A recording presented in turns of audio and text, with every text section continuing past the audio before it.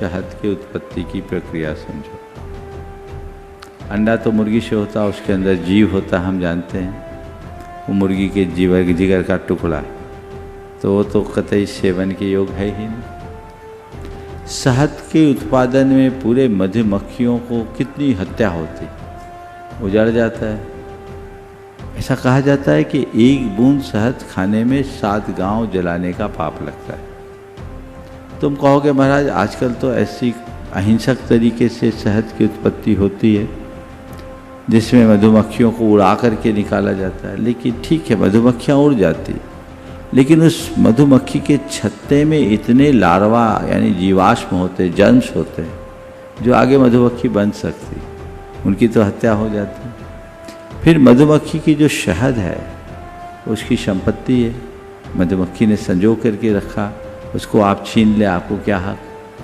फिर शहद मधुमक्खी की लार है, क्या है, चूस के लाते इसको थूकती है, तो थूक ही है ना, किसी का थूक खाना कतई उचित नहीं। इसलिए जैन धर्म में शहद को अनुचित मानते हुए उसका परहेज किया गया। जो इसकी बात है दूध की, दूध यद्यपि गाय आदि से उत्पन्न होते, उनके शरीर से निकलता है, लेकिन वो रक्त नहीं, रस है। क्या है, शरीर से खून निकलेगा कमजोरी हो जाए, दूध निकलेगा कमजोरी नहीं है, बल्कि दूध न निकले तो गाय को तकलीफ होती।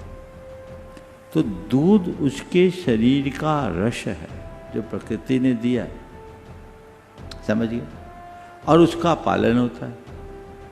पालन करते हैं तो उसे एक परिवार के मेंबर की तरह रखा जाता है, और जो बच्चा देते हैं उसके बछड़े के लिए दूध पर्याप्त छोड़ना चाहिए। 1 और 2 थन छोड़ने की परिपाटी, उतना उसको पिए, बाकी हमारा।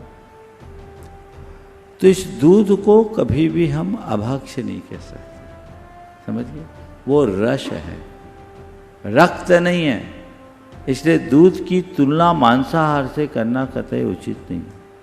ये बात सही है कि गलत तरीके से अगर दूध का उत्पादन होता है, जैसा कि आजकल डेयरी उद्योग में देखने को मिलता है, उससे परहेज करें। लेकिन सही तरीके से जहाँ गोपालन होता है, पशुपालन होता है, और करुणा और संवेदना के साथ दूध का उत्पादन होता है, तो उस दूध को लेने में कोई ऐतराज नहीं होना चाहिए।